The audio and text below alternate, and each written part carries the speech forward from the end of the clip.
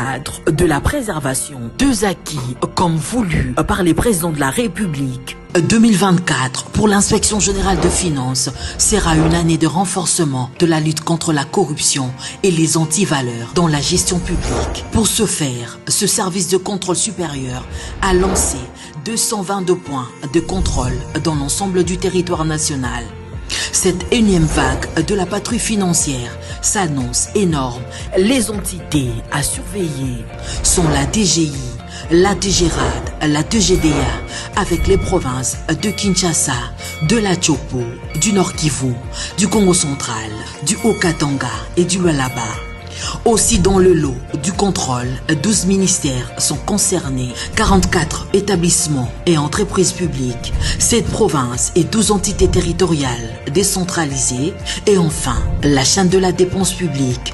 Les contrôles a priori, dit la patrouille financière, restent le mode par excellence du contrôle des finances publiques en RDC. Si vous êtes à l'étranger, nous sommes à Kinshasa. Bienvenue à tous dans ce nouveau numéro de votre magazine avec Floride qui reçoit un nouvel invité, Maître Hervé Diakissé. Il est avocat de formation, il est porte-parole d'Ensemble pour la République de Moïse Katumbi. Il est notre invité. Avec lui, nous allons faire le tour d'horizon de titres à la une de l'actualité politique en République démocratique du Congo. Maître Hervé, merci d'avoir accepté notre invitation. Merci beaucoup, cher Floride, c'est un grand plaisir. C'est un plaisir, évidemment, une première participation dans cette émission. En effet. Alors, on va parler de la République démocratique du Congo. On va brosser un tout petit peu pendant 40 minutes l'actualité politique en RDC avec vous. Avec plaisir. Alors la première question a trait au pouvoir. La lutte qu'a menée UDPS en République démocratique du Congo avec feu Étienne Tshisekedi, son fils aujourd'hui qui est au pouvoir. La population a attendu finalement que ce parti soit au pouvoir depuis 2018. Et la marche, la gouvernance, j'aimerais avoir aujourd'hui vos critiques sur la gouvernance Félix Tshisekedi à la tête du pouvoir. Écoutez, il y a beaucoup de choses à dire. Premièrement, s'agissant de l'UDPS, parce qu'il faut des fois, à mon sens, faire la part des choses entre l'UDPS et la personne de Félix Tshisekedi et la gouvernance de ces jours. C'est un tout. En réalité, l'UDPS, je suis moi fils d'un cofondateur de l'UDPS, c'est le groupe des 13 parlementaires, dont Baba Kyungu était aussi l'un des membres éminents dans le combat. Et donc, en tant que fils des 13, nous avons eu aussi, à un moment donné, à connaître ce qu'est la clandestinité, ou éviter et faire un effort pour passer sous les radars des élèves du parti-État. Donc nous avons cette phase héroïque où 13 personnes face à la machine d'un parti-État, face à la pensée unique, et ont accepté de renoncer à des privilèges, à subir des humiliations et voire à encourir la peine de mort parce qu'ils l'ont... au nom de la République. Au nom de la République, au nom d'une idée de la liberté et au nom du fait qu'on ne doit pas s'aplatir face à un dictateur. Vous savez, refus des avantages. J'ai lu la lettre des 13 parlementaires. Oui. Et ils ont mis, je crois, une sorte d'épigramme qui annonce un peu la pensée. Et il cite un passage, je crois, d'une pièce de Shakespeare. Alors, je ne sais plus si c'est Hamlet ou c'est Jules César. Et ils disent, notre liberté, nous ne la devons pas à un César, à un libérateur, à un demi-dieu. Nous la devons au Créateur. Nous sommes nés libres.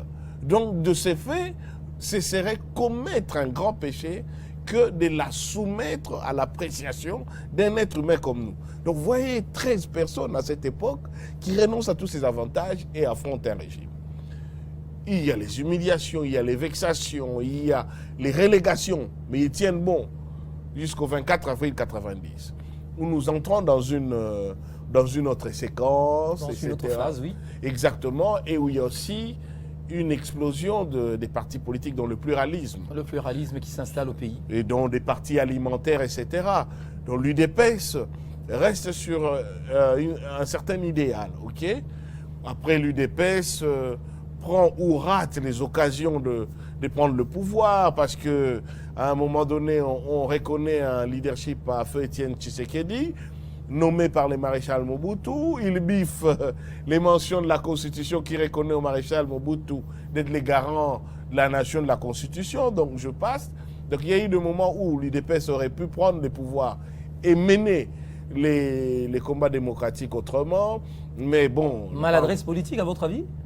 J'ai posé des questions à feu mon père Baba Kyungu, qui avait estimé que c'est l'une des causes pour lesquelles ils se sont nettement séparés avec feu Étienne Tshisekedi.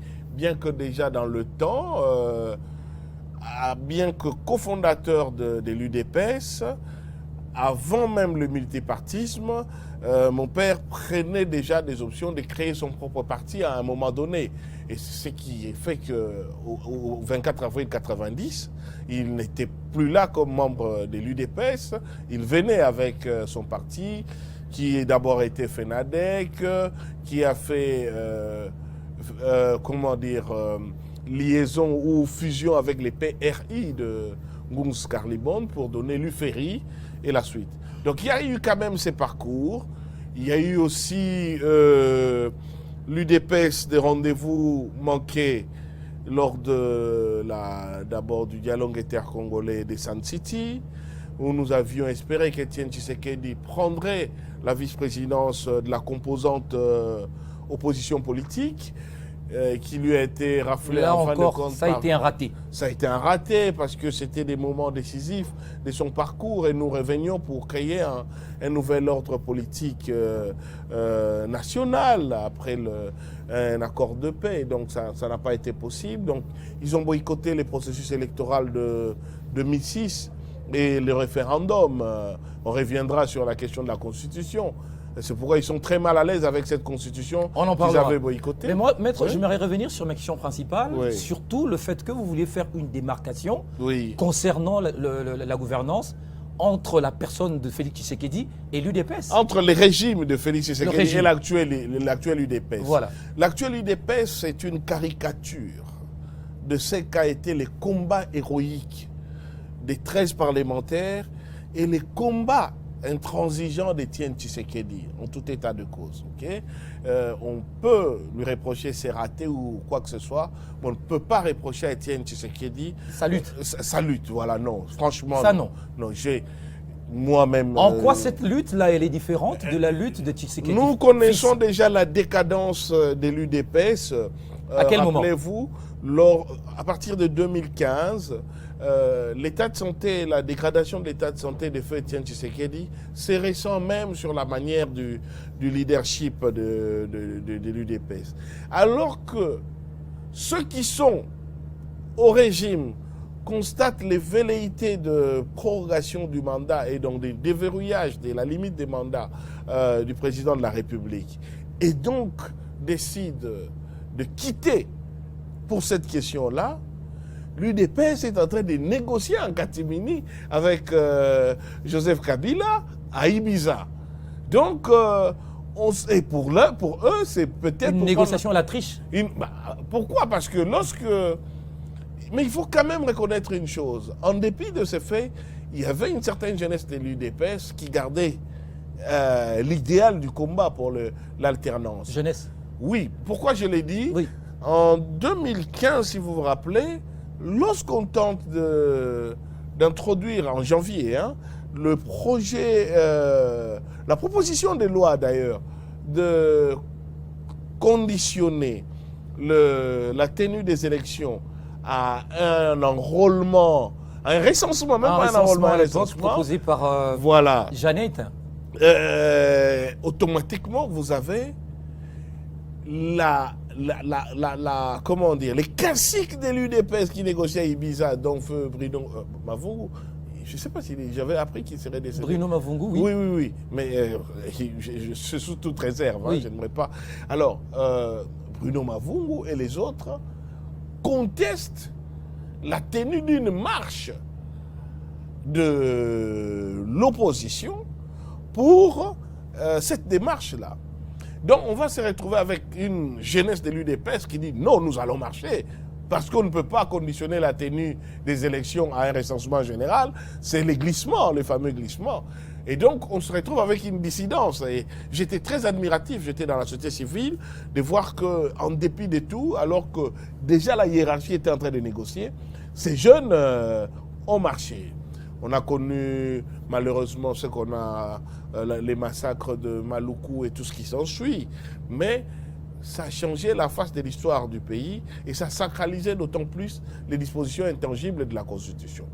Malheureusement, ou quoi qu'il en soit, après les négociations Genval-Genève, donc c'est l'apparition de plus en plus de Félix Tshisekedi au niveau institutionnel, jusqu'aux élections chaotiques de 2018, où il sort vainqueur d'un deal avec Joseph Kabila. Ça met... Encore aujourd'hui, vous affirmez un deal. C'était un deal, même les kabilistes l'affirment. Vous avez dit, on évolue. Vous avez interviewé Emmanuel Ramazani Chadari. Oui. Et je pense qu'il est dans la même... Non, on n'a pas parlé de ça. Ah, vous n'avez pas parlé de ça. On évolue. Toujours est-il que, quand Félix Tshisekedi prend le pouvoir, écoutez, je suis de ceux à qui on a dicté, non pas, je suis celui à qui on a dicté le message de soutenir son rôle. C'est feu mon père Babakion qui me dit, on ne va pas discuter sur les modalités d'accès de Félix au pouvoir. Le soutenir en tant que président élu. Il me dit, non, il dit ceci, oui. Lui il me dit ceci, oui. Il est quand même l'aboutissement du combat des 13 parlementaires. C'est un Tshisekedi, c'est notre combat, on l'a commencé. Et de toute façon, il est issu de l'opposition. Peu importe les voies empruntées. Peu importe, c'est l'opposition qui arrive. Donc il va être pour nous tout de même pétri des idéaux du combat. Voilà, il est l'aboutissement du combat des 13. C'est un renouveau alors. Oui, donc pétri de ses idéaux, en dépit de la qualité contestable de son accession au pouvoir, il peut amener les pays vers un changement. C'est ce qui fait que dès le début, il est difficile d'attaquer Tshisekedi en dépit des modalités de son accès au pouvoir. Sauf que, il convainc tout le monde que si les choses ne marchent pas, c'est les FCC qui bloquent. C'était la fameuse phrase. Et vous aussi, vous avez épousé ça? Nous avons épousé cette idée parce que nous avions vécu les derniers soubresauts du régime FCC qui a été très répressif quand même. OK? Mais aujourd'hui, la réalité nous démontre que... ce n'était pas ça. Non. Comment ça, c'était pas ça? On a eu des gens en prison, on a eu des gens qui étaient à l'ANER. Non, mais malheureusement, nous trouvons encore d'autres personnes à l'ANER. Nous n'aurions pas espéré avoir ça aujourd'hui. Bref, il fait un discours de 6 minutes où il fait un réquisitoire des blocages qu'il connaît et demande une union sacrée autour de lui pour sauver la République et la démocratie. C'est alors que vous êtes venus, vous? Oh oui, ensemble est venu, nous tous sommes venus, même si à l'époque j'étais encore vous y croyez? Bien entendu, nous y croyons. C'est le fils d'Étienne Tshisekedi. Il est membre de l'UDPS. Il est porteur d'un héritage, d'un combat pour la démocratie. Donc on s'est dit, oui, on l'a bloqué, qu'on lui laisse avoir les mains libres, il va certainement nous mener vers la démocratie, l'état des droits et ce qui s'ensuit. C'est alors que Ensemble pour la République était au sein du gouvernement. Évidemment. Alors c'est ça l'histoire. Hein? C'est ça l'histoire. Et croyant alors qu'effectivement c'est le FCC qui bloque, etc., donc maintenant nous aurons une union sacrée, nous voyons juste que nous avons un FCC béton.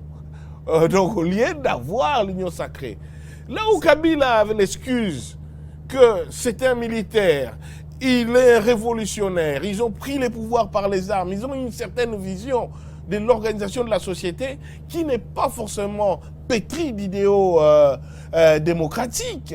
Et Félix Tshisekedi n'a pas cette excuse, c'est un civil, c'est quelqu'un qui a connu les combats de la rue, c'est quelqu'un qui sait c'est quoi l'humiliation, la vexation, les lacrymogènes. Mais il n'a pas non plus été dans les grandes écoles, grandes universités politiques. Non, il a vécu dans son sang, aux côtés de son père. Et dans la réalité, c'est quoi? Donc un discours du genre, je n'aurais pas besoin, moi, de m'embarrasser des questions des droits de l'homme, ne peut pas sortir de sa bouche. Vous étiez déçu d'entendre ça? Totalement. Peu importe, c'est que... Totalement. C'est une négation du combat de nos pères. Je vous ai dit la lettre des 13. C'est la lettre qui, dans notre pays, est le testament des droits de l'homme, des hommes libres. Donc ça ne peut pas sortir de sa bouche. De toute façon, s'il le faut, moi, les droits de l'homme, je mets à l'écart. Ce que je dois attaquer, j'attaquerai, etc. Pas lui. Surtout pas le fils de Et Kim. réhabiliter tout à coup. Bon, maintenant, on va commencer à exécuter la peine de mort. Et si Mobutu l'avait appliqué au moment des 13 parlementaires? Mais ça, c'est venu bien après. C'est à partir de quel moment vous vous êtes rendu compte de ce revirement et qu'il fallait quitter le bateau? Non, moi, c'est à partir du moment où il a créé le FCC Béton. Donc, en ce moment-là, je me suis dit, aujourd'hui, nous n'avons plus rien à voir de l'UDP. C'est une sorte de caricature du MPR parti-État où les présidents veulent juste rester en fonction le plus longtemps possible et les autres doivent l'encenser et lui trouver dans la loi tout ce qui lui permet de rester. Mais est-ce que c'est faux de dire que vous partagez aussi le bilan négatif du premier mandat? Totalement faux.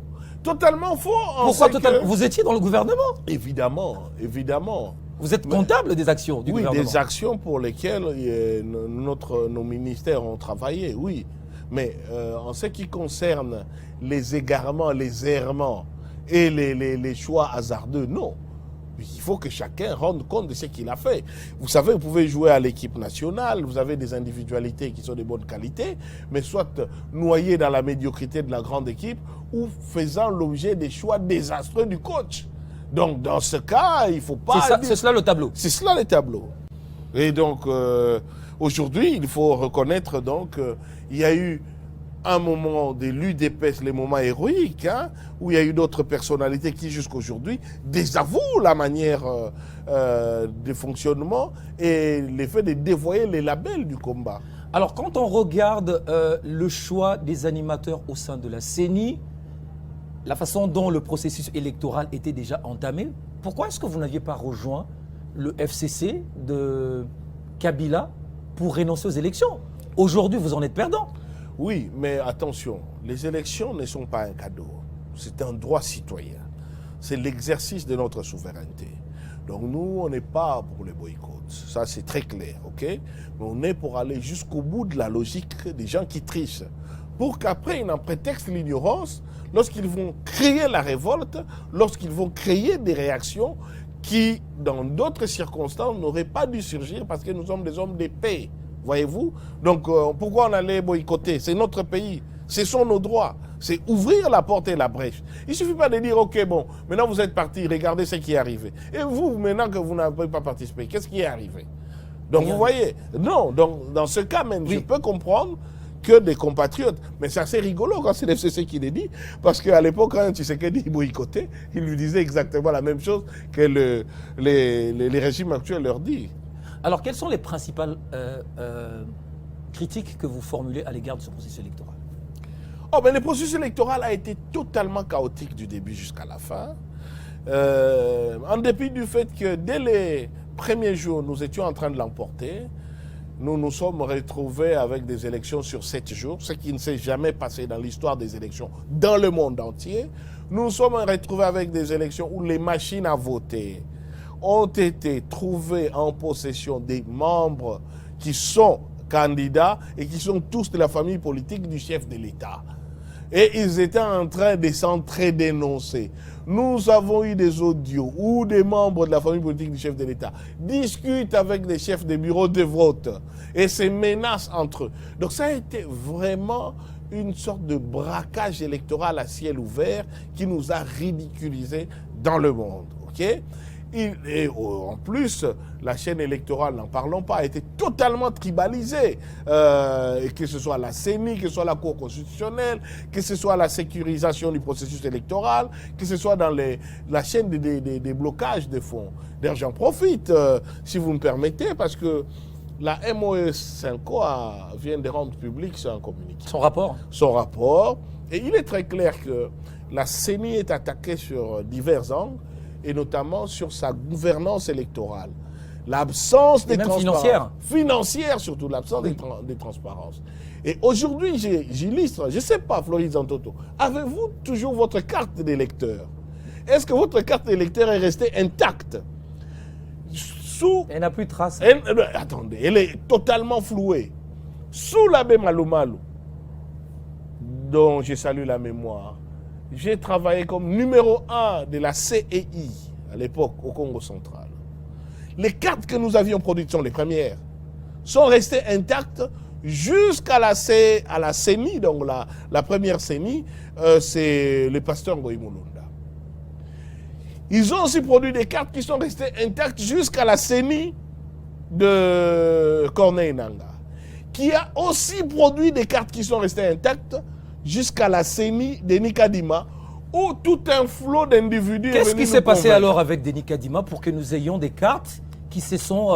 La même chose qui vient de se passer avec l'ONIP, dont l'IGF demande de suspendre les opérations des cartes d'identité. Détournement. Alors on doit savoir.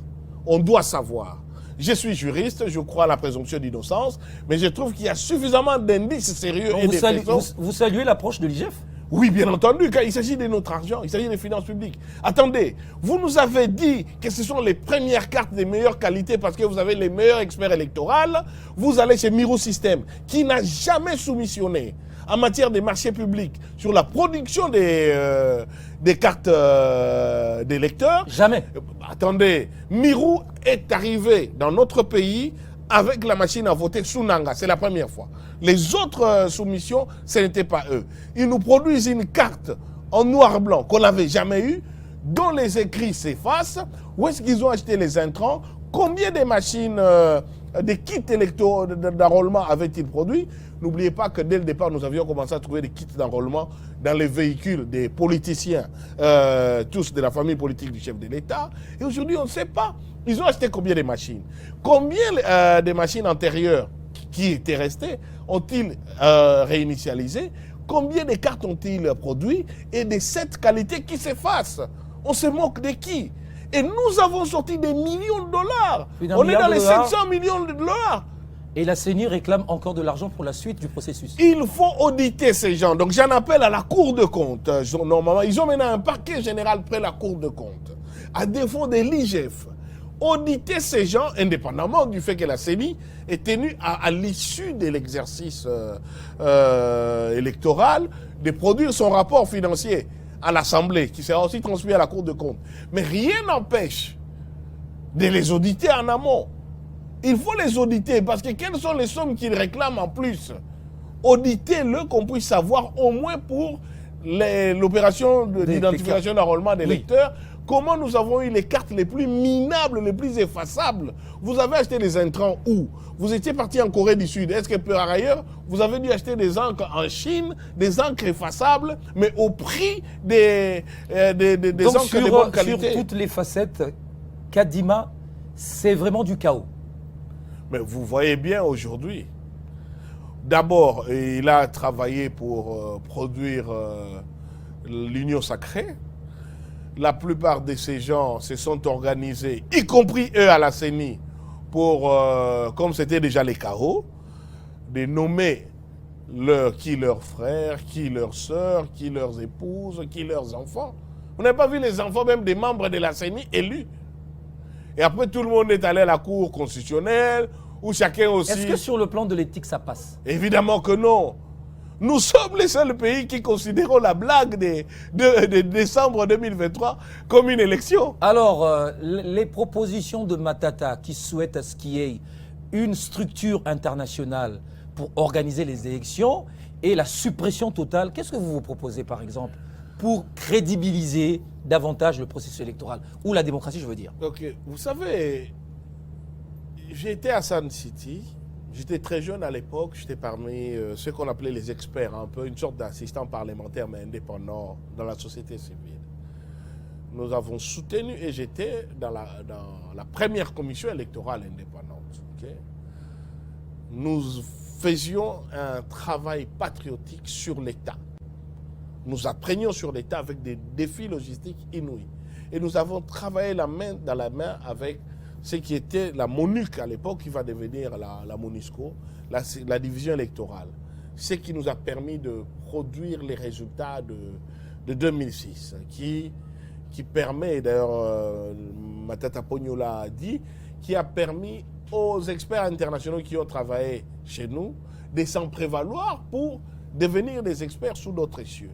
Donc le Congolais sait faire du travail, voyez-vous, il sait. C'est aujourd'hui abdiquer et rechercher l'extérieur, ça me fait mal. C'est-à-dire que nous avons atteint un niveau d'absence de confiance totale entre nous. Mais c'est justement par rapport... Évidemment, Ouais. oui. Mais alors pourquoi nous avions réussi en 2006? Nous pouvons, je considère qu'il y a moyen de travailler et avec des Congolais et une expertise conjointe internationale pour justement constituer le barrage technique et indépendant à l'émission du politique. Mais on va le voir aussi avec toutes les réformes. Mais le pouvoir n'a pas accepté ça. Mais oui, mais écoutez, nous sommes partis à un ensemble d'organismes pour la transparence et l'égalité électorale. Okay? Ça permet aussi à un moment donné que l'organisation qui organise la structure organisatrice des élections, de s'assurer une certaine indépendance. Mais tout part effectivement de l'homme congolais et tout part de l'indépendance des animateurs vis-à-vis des politiques qui absolument ne tiennent pas à des élections crédibles. Ils tiennent juste à passer, peu importe les mécanismes. Alors, Maître Hervé Diakessé, mais pourquoi est-ce que la révolution, les marches des rues, à la suite de ce chaos général du processus électoral que la population congolaise a attendu, n'est pas finalement arrivée? Parce qu'elle a attendu au lieu d'agir. Alors, maintenant, de deux choses l'une. Nous n'avons peut-être pas atteint le point critique qui permet à nos concitoyens de considérer que nous ne pouvons plus continuer à vivre une sorte de vie de pacotille, une sorte de mode de survie et d'être esclave dans notre pays. Peut-être qu'on n'a pas encore atteint ces points de maturation, alors on est encore dans l'attente et c'est fort dommage. Mais faites attention à ces peuples. Il peut surprendre. Il peut donner l'impression d'être pusillanime, il peut donner même l'impression d'être léger, il peut donner beaucoup d'impressions. Et au moment où on s'y attend le moins, il surgit. Nous, notre rôle à nous en tant qu'acteurs politiques, c'est d'être des sonneurs d'alerte, des lanceurs d'alerte, de toujours permettre à notre peuple d'être en éveil face aux promesses totalement cyniques qui lui sont faites, face à la réalité de sa vie. Il y a une chose au moins qu'aucune promesse d'un politicien ne pourra combler dans l'esprit d'une personne, c'est quand son ventre est creux et qu'il ne sait pas payer les loyers et qu'il a du mal à prendre les transports et que les routes sont toujours aussi abîmées et qu'il n'a pas d'emploi et qu'il ne sait pas payer les soins médicaux. Donc ça, c'est des choses, vous n'avez même pas besoin d'un politicien pour réaliser que ceux qui vous dirigent se moquent de vous. Alors, vous décriez les élections, vous dites que les élections ont été chaotiques, mais vous acceptez au même moment, vos députés issus de ce processus électoral, d'entrer dans les institutions, à l'Assemblée nationale ou au Sénat. C'est pas équilibré comme approche. Je peux? Allez-y. Oui. Lorsque ce qui nous tient lieu d'élection se termine, nous constatons qu'effectivement, on nous a volé nos voix. On a cherché à nous écarter, à nous effacer. Et beaucoup décident que puisqu'il en est ainsi, nous lavons les mains à la Ponce Pilate et nous leur abandonnons les institutions. D'autres considèrent que même les voix qui n'ont pas pu nous voler nous appartiennent et que les jeter, les négliger, c'est mépriser le peuple congolais qui nous a élus. Certains estiment que si nous considérons que ce régime est illégitime et qu'il a usurpé nos voix, aller participer aux institutions électives, c'est lui reconnaître une certaine légitimité. Donc, nous décidons de nous rencontrer à Lubumbashi lors des assises de Ensemble pour la République pour lever les options. Le compromis qu'on trouve est à deux niveaux. Quelqu'un dit, si on me vole 1000 $ dans mon portefeuille et que je poursuis les voleurs, et pendant la poursuite, il fait tomber 300 $, Je ne veux pas mépriser mes $300 parce qu'il a encore 700. Je prends parce que ça m'appartient. Deuxième option. Deuxième option, on se dit, nous ne partons pas. Nous faisons quoi? Nous restons pendant 5 ans en train de les laisser faire ce qu'ils veulent du pays? Ce serait dangereux. Ou alors nous prenons les armes pour les renverser. Ou nous créons une insurrection pour les chasser. Ensemble, on ne fera pas ça. Ensemble, on ne fera pas ça. Parce que Moïse Katumbi, et d'ailleurs je vous fais, pendant les débats, à un moment nous échangeons, parce qu'on va rédiger le communiqué final. C'est Moïse Katumbi qui cite le cas des 2 femmes qui vont chez Salomon avec le bébé, chacune revendiquant le bébé. Moïse dit, bon, est-ce qu'il est nécessaire que ces bébés soient tués pour que je montre que j'ai raison? Ces bébés, c'est notre démocratie, c'est notre pays. J'aime mieux encore ma victoire entre des mains indignes plutôt que parce que c'est ma victoire alors qu'eux aussi perdent. Vous comprenez? C'est ça notre démarche. Elle est dure parce que nous avons ceux d'entre nous qui ont perdu alors qu'ils ont gagné. Mais nous acceptons d'aller. Mais nous n'allons pas pour devenir des ministres de Félix Tshisekedi. Nous allons occuper nos sièges. Ce sont des sièges électifs. Ce sont des mandats électifs. N'oubliez pas ça. Et nous partons... Obtenus grâce à vos électeurs. Exactement. Et les autres nous ont été volés. Nous ne sommes pas issus de la machine à voter. Nous ne sommes pas nommés. C'est là où ils ont eu du mal à nous voler. Et le gros, c'est au Katanga, parce que vous avez juste du mal à justifier que nous n'ayons aucun élu là-bas. Vous comprenez que c'est ça la réalité. Alors que partout, que ce soit au Congo central, à Kinshasa ou ailleurs, nous avions le voix. Que ce soit au Bandundu, vous pouvez croire vraiment qu'Olivier Kamitatou, élu permanent dans le Bandundu, tout à coup ne puisse pas avoir des sièges. Inacceptable. C'est totalement inacceptable. Mais qu'à cela ne tienne, pourquoi je vous le dis? Il ne suffit pas d'avoir un nombre. Il suffit surtout d'avoir un ancrage sociologique. Mais Sesanga ne voit pas les choses de cette façon-là. Non, je voilà sais pas. Pourquoi il ne partage pas l'avis sur la désignation du chef de Je l'État. vais revenir sur Deli Sesanga, qui est quelqu'un que j'apprécie énormément, dont j'apprécie l'intelligence, c'est un confrère, et c'est vraiment quelqu'un avec qui j'ai toujours plaisir d'échanger là-dessus. Je veux dire, je précise ça parce que certains nous ont dit, mais à quoi ça sert? Vous allez faire juste une sorte de représentation. Je vous ai parlé du combat des 13 parlementaires. Exactement. Voyez-vous? Jusqu'au bout, malgré le fait que le maréchal Mobutu avait l'appareil du parti État, bureau politique, comité central, etc., il négociait toujours avec les 13 parlementaires. Savez-vous que le 24 avril 90, quand il prononce son discours, je Les pense choses que seront comme ça? Mais qui applaudit? Oui. Il n'y a qu'une seule personne qui applaudit. Frédéric Kibasa Maliba. Issu des négociations avec les 13 parlementaires. Oui. Okay. Donc oui, effectivement, que Deli Sesanga, même Martin Fayulu et consorts, n'aient pas cette lecture, je le comprends. Nous ne sommes pas dans l'unanimisme, mais nous sommes dans les pragmatismes et nous continuons les combats. Donc Ce sont nos droits, ce sont l'élément nos sièges. fondamental, c'est l'ancrage, vous l'avez dit. Oui, l'ancrage, parce que ces régimes ici, Oui. qu'ils soient 400, 500, 600, peu importe, ils vont juste avoir une voix. Ils parleront 500 fois, 600 fois, en train de dire Fachi, ben, nous avons les bilans, les Kinshasa zéro trou, on va faire une sorte de rocade qui est encore la réinitialisation ou les remixes de saut de mouton. Après, quand ils ont fini de parler, on nous pose la question à nous. C'est une voix contre une voix, ok? Mais maintenant, c'est vrai, quand il s'agira de voter des textes, etc. Mais en ce moment-là, quand nous ne serons pas d'accord, nous en appellerons au souverain. Alors, comment vous avez pu convaincre Matata Ponyo, le LGD, et à la fois l'ancien Premier ministre Adolphe Muzito, pour que ce dernier soit derrière vous? Non, il n'y a pas qu'on soit derrière ou pas. C'est les textes de loi. Vous avez d'abord l'article 8 de la Constitution. C'est automatique, naturel. L'article 8 de la Constitution rend l'opposition sacrée. Elle parle de la sacralité de l'opposition politique. Oui. Il ne peut jamais cesser d'y avoir une opposition politique dans ce pays.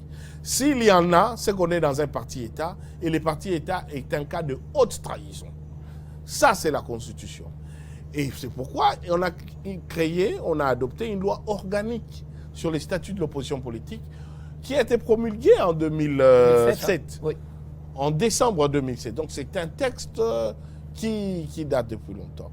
Et le mécanisme est très clair. L'article 19 de cette loi organique dit que dans le mois qui suit la mise en place, donc l'investiture du gouvernement, il faut qu'on puisse procéder aussi à la désignation du porte-parole. Mais le porte-parole, ou l'organisation du porte-parole là, doit aussi obéir à un règlement intérieur. C'est cette initiative du règlement intérieur que nous avons prise en main via l'honorable Christian Mwando pour soumettre à l'opposition extra-parlementaire. Qui n'a pas de députés. Oui, qui n'a pas de députés. Oui. Parce que c'est la particularité. Par souci d'unité. Oui, par souci d'unité. Le porte-parole de l'opposition ne sera que désigné soit par consensus ou par élection uniquement par les députés et sénateurs de l'opposition. Okay. Voyez-vous?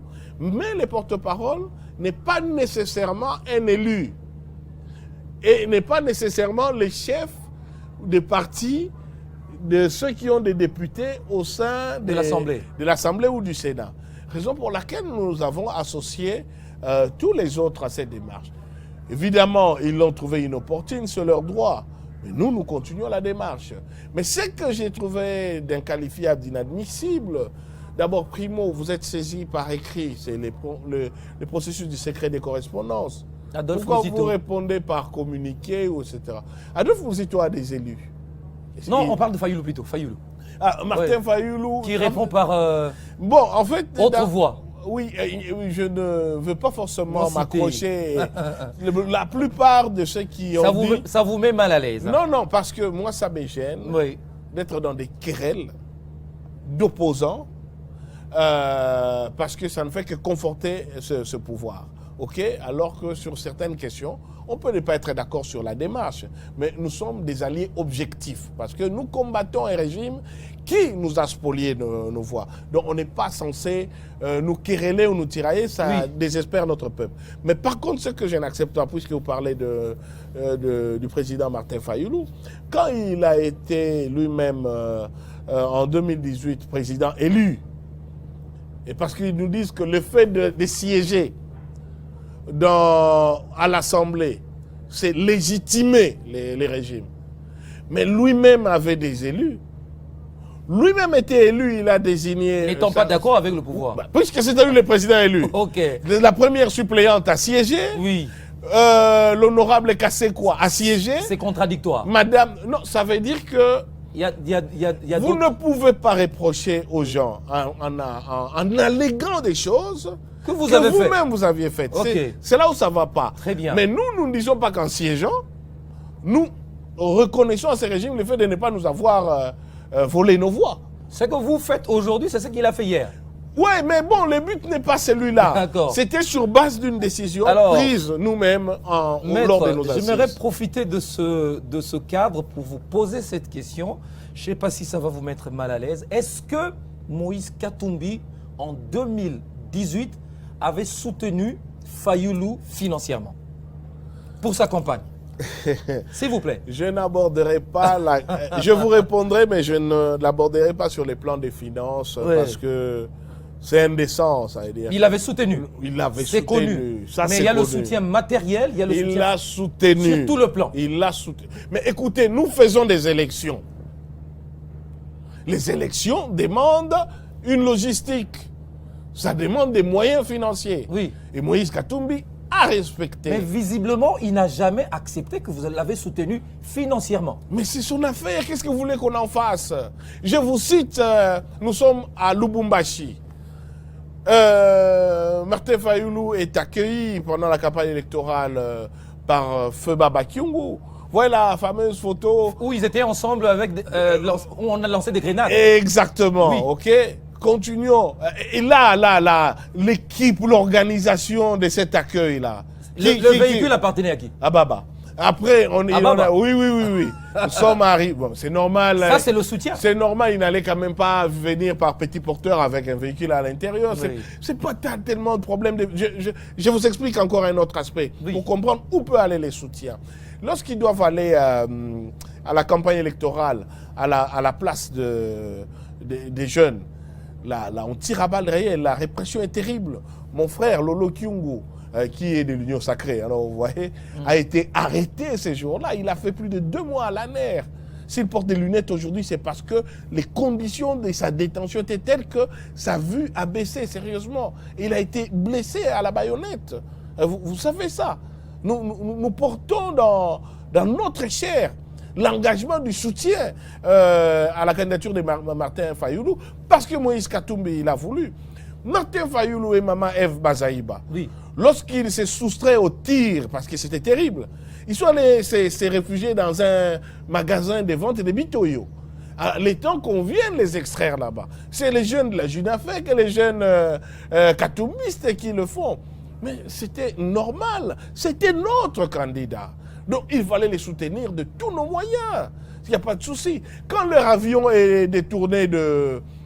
C'était de l'Ikassi, Mais pas de Kolwezi. accepter cela, c'est de la gratitude. Leur avion a été détourné jusqu'à Goma. Oui. Vous vous rappelez Oui, encore, oui, pour oui. les empêcher. Et qui était à l'intérieur avec lui? Baba Kyungu. Baba Kyungu obéissait aux ordres de qui? De Moïse Katumbi. De quoi nous parlons? Bon, là n'est pas le sujet. Je pense que la question n'est pas de savoir qui a donné D'accord. plus ou a donné moins. C'est indécent pour moi. Alors, on va réviser la Constitution. On est parti pour la révision ou le changement. Quelle est votre position sur cette question? Alors, il y a une chose. Les gens de ces régimes croient qu'en agitant les chiffons de la révision, ils nous font peur. Ou si nous leur disons arrêtez de jouer avec le feu, c'est une faveur. Mais attendez, Oui. ils étaient décidés de vous voler les voix. Oui. Ils les ont pris. Vous Très n'avez bien. rien fait. Alors, très bien. Ils vont réviser la Constitution. Ils le Voilà feront. ce qui Vous va le se ferez, faire. vous le ferez rien. C'est ce que vous croyez. C'est la ligne rouge. Allez-y. 1. Leur but, c'est de se pérenniser au pouvoir. Bon, maintenant, allons-y, parce que je crois en sous-question, ce serait... Alors, quelles sont les propositions que nous allons faire? Acceptons, nous allons réviser la Constitution. Nous allons réviser la Constitution. Désormais, l'État congolais va devenir un État confédéral. Chaque province va être une république fédérale. Nous allons révision la Constitution.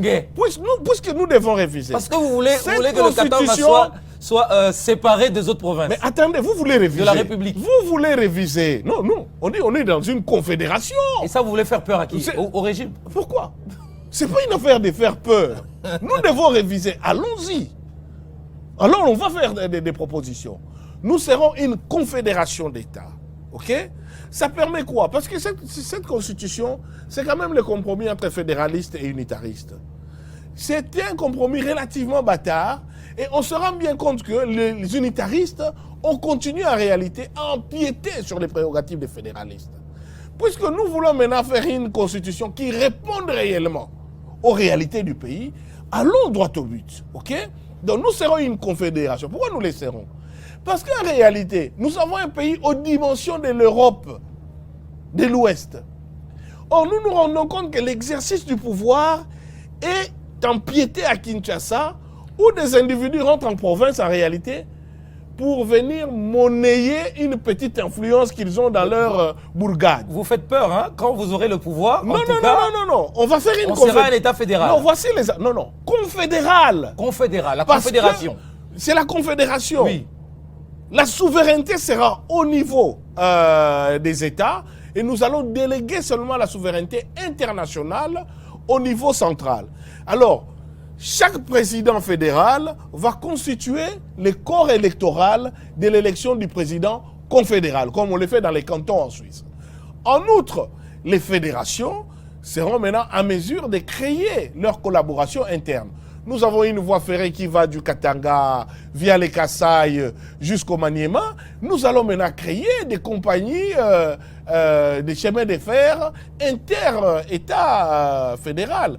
Nous avons les Inga Shaba Katanga en réalité, qui les barrages, nous aurons une coopération interfédérale.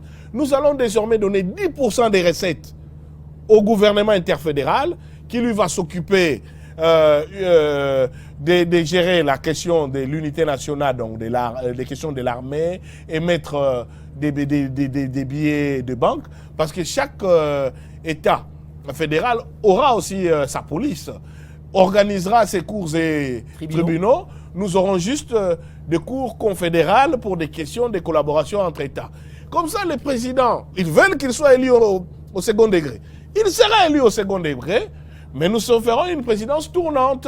Comme ça, mais en termes de préalable, oui, pour une révision, c'est favorable au pouvoir en place. Hein? Mais attendez, nous allons jusqu'au bout de cette logique. Oui. Oui. Donc vous aurez une présidence tournante. Un président viendra de chaque État fédéral par mandat et des quotas. Il se chargera, bon, comme d'habitude, il va voyager, il va inaugurer des rocades, il pourra aussi assister aux funérailles des militaires et tout ça. Ça, c'est très bien, il va décorer des gens. Mais le travail va commencer à se faire là où il aurait dû se faire. Chaque État s'occupe de son développement local, avec le plein pouvoir. Évidemment, à part les 10% qu'on va donner à l'État confédéral, nous donnerons aussi un 10% à la caisse de péréquation pour aider certains provinces. États. Oui. Voilà, là, on pourra gérer. Oui. Mais comme il y aura une collaboration inter-État, ça va être très facile de gérer. Ça ne plus dépendre d'un groupe prébandier qui s'organise à gonfler des frais d'émission au détriment de tout le monde. Nous allons construire des routes, nous allons construire des hôpitaux, nous allons gérer des mines et nous allons gérer nos barrages tranquillement. Maître nous soutenons cela et nous irons tous ensemble là-bas. Ok. Alors, énormément de questions à vous poser. Nous allons épuiser nos 40 minutes. Dernière question. Pourquoi vous êtes derrière Moïse Katumbi? C'est quoi la raison de votre attachement à Moïse Katumbi? Alors, c'est la première fois où je rencontre Moïse Katumbi, c'est que je pars chercher Baba à Bruxelles lors des assises de Genval. Et Moïse Katumbi envoie Salomon Kalonda nous récupérer pour résider avec lui. Ça, c'est la première fois que je le rencontre. Mais je vous dis, voilà, la première fois que j'entends parler de lui. La première fois que j'entends parler de lui, c'est que moi, je savais que Baba va être candidat gouverneur. Je l'ai connu pour le gouverneur du Katanga lors des élections de 2006. Et puis, on me dit, non, mais il y a un Moïse là-bas qui est en train de chauffer les terrains et ce n'est plus aussi évident que Baba sera candidat.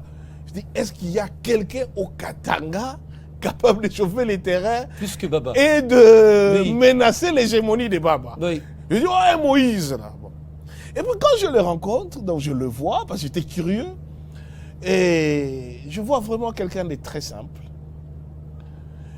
et qui plaisante beaucoup et qui a vis-à-vis de mon père beaucoup d'estime et vraiment une relation fraternelle. Quelqu'un capable de convaincre Kyungu Wakumwanza de serrer la main de la fraternité à Étienne Tshisekedi. Il n'y en a pas beaucoup. C'est Moïse. C'est Moïse Katumbi. J'étais présent. Il le lui a dit. Alors j'ai assisté à ça. Nous sommes restés, nous n'étions qu'à 3 dans la même maison. Et donc c'était très compliqué parce que Baba disait que ce serait une capitulation, ce serait une abdication, ça passerait très mal au Katanga. Déjà le président de la République était katangais. Il fallait préparer son remplacement.